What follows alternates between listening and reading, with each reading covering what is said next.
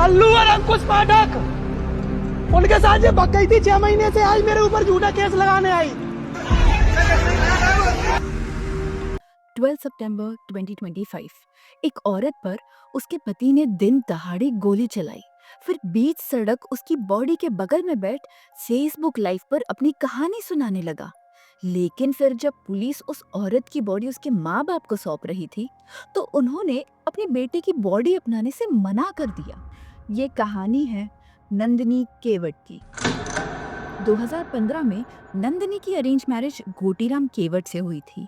एक तरफ जहां नंदिनी को रोमांच और एक्साइटमेंट भरी जिंदगी जीना पसंद था, वहीं गोटीराम एक सिंपल जिंदगी जीता था। अब भले ही दोनों एक दूसरे से बहुत ही अलग थे, पर शादी के बाद उनकी जिंदगी ठीक ठाक ही चल रही थी। लेकिन कब तक? धीरे धीरे गोटीराम के घर आने जाने वालों में अब एक चेहरा बार बार दिखाई देने लगा था, छोटू केवट का। छोटू गोटीराम का ही दोस्त था, पर उसके घर आते जाते उसकी दोस्ती अब नंदिनी से भी हो चुकी थी। पर देखते ही देखते दोनों की दोस्ती नजदीकियों में बदल चुकी थी। छोटू और नंदिनी का एक्स्ट्रा मैरिटल अफेयर शुरू हो चुका था, पर जल्द ही गोटीराम को अपने दोस्त और अपनी बीवी पर शक होने लगा। पर उसके पास अपने शक को साबित करने के लिए कोई पक्के सबूत नहीं थे। वहीं देखते ही देखते कुछ और वक्त गुजर चुका था, पर अब नंदिनी की जिंदगी में कोई और भी आ चुका था, निमलेश सेन। निमलेश की पर्सनालिटी छोटू से काफी अलग थी। उसे घूमना फिरना, पार्टीज करना, लोगों से मिलना जुलना और सेंटर ऑफ अट्रैक्शन बनना बहुत पसंद था। निमलेश से मिलकर नंदिनी की जिंदगी में खोया हुआ रोमांच वापस आ चुका था। एक तरफ जहां उसकी नजदीकियां निमलेश से बढ़ने लगी थी, वहीं दूसरी तरफ छोटू से उसका रिश्ता अब फीका होता चला गया। अब इस पॉइंट तक नंदिनी निमलेश से अपना रिश्ता छुपाने की कोशिश तक नहीं कर रही थी। शादीशुदा होते हुए भी वो खुलेआम उसके साथ घूमती फिरती, सोशल मीडिया पर वीडियोस बनाती, जिस वजह से समाज में उस पर उंगलियां उठने लगी थी। पर ऐसा लग रहा था कि कौन क्या कहता है, उससे नंदिनी को कोई फर्क नहीं पड़ता। लेकिन बस इतना ही नहीं, निमलेश से तो उसका अफेयर अभी खत्म भी नहीं हुआ था कि उसकी जिंदगी में एक नई शख्स की एंट्री हो चुकी थी, फिरोज खान। अब फिरोज की पर्सनालिटी थोड़ी बोल्ड थी। वो एक फ्लैशी और दिखावे वाली जिंदगी जीता था। उसे ब्रांडेड कपड़े, घड़ियां, महंगी कार्स और बाइक्स का बहुत शौक था। वो अक्सर पार्टीज करता, घूमता फिरता और अपने पैसे उड़ाता। और फिरोज की इसी लाइफस्टाइल से नंदिनी अट्रैक्ट हो चुकी थी। वो उससे अक्सर मिलती जुलती, अपना वक्त बिताती।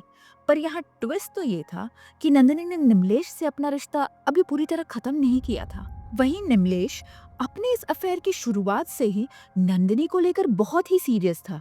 ये जानते हुए भी कि वो शादीशुदा है, वो उसे अपने साथ हर जगह ले जाता, लोगों से इंट्रोड्यूस करवाता। पर धीरे धीरे जब उसके सामने फिरोज का जिक्र अक्सर होने लगा, तो उसे ये बात खटकने लगी। उसने कई बार नंदिनी से फिरोज के बारे में जानना चाहा, पर वो हर बार बात टाल देती। धीरे धीरे दोनों में फिरोज को लेकर लड़ाइयां होने लगी थी। पर नंदिनी निमलेश को अपने पास ही रखना चाहती थी और ना ही वो फिरोज को छोड़ना चाहती थी। वहीं अपने पति गोटीराम से एक बच्चा होने के बावजूद भी दोनों का रिश्ता बस नाम का ही था। दोनों की शादी बस कागजों में ही थी।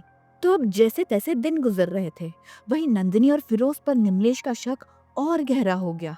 वो अब नंदिनी को धमकियां देने लगा था। मैं तुम्हारी सच्चाई सबको बता दूंगा।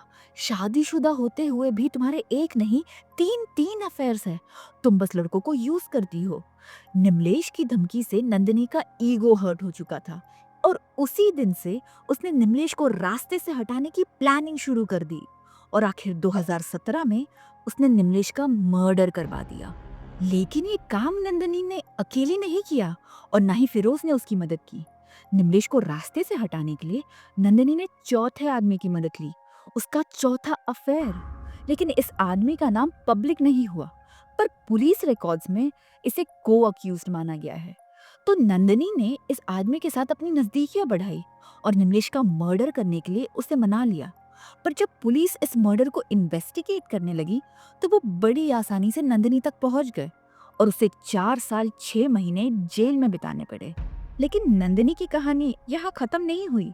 जेल से निकलते ही उसकी मुलाकात हुई अरविंद ठाकुर से और यहाँ से शुरू हुआ नंदिनी के लाइफ का एक नया चैप्टर।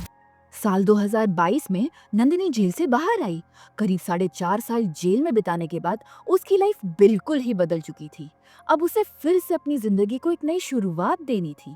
और इसी दौरान वो ग्वालियर में मिली अरविंद ठाकुर से, जो पेशे से एक ठेकेदार था और उसका परिवार गांव में रहता था। अरविंद और नंदिनी के बीच नजदीकियां बढ़ी, अफेयर शुरू हुआ और फिर 2023 में एक दिन दोनों ने ग्वालियर के ही मंदिर जाकर छुपकर शादी कर ली, बिना किसी को बताए। पर यहाँ गौर करने वाली बात तो ये थी कि नंदिनी अब भी गोटीराम की पत्नी थी। उसने कभी गोटीराम से डिवोर्स लिया ही नहीं। खैर, नंदिनी और अरविंद ने जल्द ही किराए पर एक मकान ले लिया और साथ रहने लगे। कुछ महीने तक तो सब कुछ सही चला, पर वो कहते हैं ना, इतिहास खुद को दोहराता है। कुछ ही महीनों में अरविंद और नंदिनी के बीच झगड़े होने लगे थे, कभी छोटी मोटी बातों पर तो कभी बड़ी लड़ाइयाँ। इनफैक्ट 2024 तक तो बात इतनी बिगड़ चुकी थी कि एक दिन नंदिनी ने जाकर पुलिस स्टेशन में अरविंद के खिलाफ कंप्लेन फाइल की कि उसका पति उसे गाड़ी के नीचे कुचलकर मारना चाहता है, जिसके बाद अरविंद को अरेस्ट भी किया गया। पर कोर्ट हियरिंग पर नंदिनी ने अपना बयान बदल दिया, जिस वजह से अरविंद बच गया। भले अब दोनों फिर साथ आ चुके थे, पर इनका रिश्ता काफी टॉक्सिक हो चुका था। नंदिनी अक्सर अरविंद पर दबाव डालती कि वो अपनी सारी प्रॉपर्टी नंदिनी के नाम कर दे और उसे सारा कंट्रोल दे दे, पर अरविंद ऐसा करना नहीं चाहता था। और इन्हीं लड़ाइयों के बीच नंदिनी का 6वां अफेयर शुरू हो चुका था, अंकुश नाम के लड़के के साथ। वही कुछ ही दिनों में उसे कालू नाम के आदमी के करीब भी देखा जाने लगा, उसका 7वां अफेयर।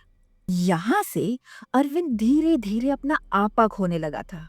अपनी बीवी के अफेयर्स, लगातार झगड़े और अपने खिलाफ झूठे केसेस को लेकर उसका मेंटल प्रेशर बढ़ने लगा था। वही ईयर 2025 की शुरुआत में अंकुश के बर्थडे का एक वीडियो सोशल मीडिया पर अपलोड हुआ, जिसमें नंदिनी हंसी खुशी अपने बॉयफ्रेंड का बर्थडे मनाते हुए दिखी। दोनों काफी क्लोज नजर आए और ये वीडियो देखते ही अरविंद का गुस्सा फूट पड़ा। उसके लिए ये सिर्फ एक वीडियो नहीं था, बल्कि एक क्लियर मैसेज था कि नंदिनी अब उसे रिप्लेस कर रही थी। उसी दौरान नंदिनी ने कई बार पुलिस स्टेशन जाके अरविंद के अगेंस्ट अलग अलग केसेस फाइल किए, ये कहते हुए कि वो उसके प्राइवेट वीडियोस और फोटोज लीक कर रहा है। और ऐसे ही 12 सितंबर 2025 का दिन दोनों की लाइफ का टर्निंग पॉइंट बन गया। नंदिनी अपने बॉयफ्रेंड अंकुश और उसके एक दोस्त के साथ पुलिस स्टेशन गई हुई थी, ये कंप्लेन फाइल करने कि अरविंद से उसकी जान को खतरा है। वहां से लौटते हुए तीनों ने एक ऑटो रिक्शा ली और कुछ ही दूर पर सड़क के किनारे अरविंद खड़ा था, हाथ में गन लिए। नंदिनी को देखते ही उसने गुस्से में उस पर अपनी गन से 5 राउंड्स फायर किए, जिसके बाद अंकुश, उसका दोस्त और ऑटो वाला तीनों वहां से भाग गए। नंदिनी जख्मी हालत में बेहोश बीच सड़क पर पड़ी हुई थी, जब अरविंद उसके बगल में बैठ फेसबुक लाइव पर नंदिनी की बॉडी और गन दिखाते हुए अपनी कहानी सुनाने लगा। वही लोगों ने तुरंत पुलिस को इन्फॉर्म किया, पर जब पुलिस वहां पहुंची तो करीब आधे घंटे बीच रोड पर अरविंद और पुलिस के बीच ओपन फायरिंग हुई। लेकिन फिर भीड़ की मदद से पुलिस ने अरविंद को अरेस्ट किया। पुलिस ने बताया कि इंटरोगेशन रूम में अरविंद खुश था। उसके चेहरे पर एक स्माइल थी जब उसने सुना कि नंदिनी की मौत हो चुकी है। उसने बताया कि नंदिनी उसकी पत्नी थी, जिसके बहुत से अफेयर्स चल रहे थे। वो बार बार अरविंद पर झूठे केसेस फाइल किए जा रही थी। अब क्योंकि नंदिनी उसे धोखा दे रही थी, अरविंद ने उसे मार दिया। पर इस कन्फेशन में सबसे बड़ा खुलासा तो ये हुआ कि अरविंद खुद भी पहले से शादीशुदा था। उसकी बीवी और बच्चे गांव में उसके माँ बाप की सेवा कर रहे थे।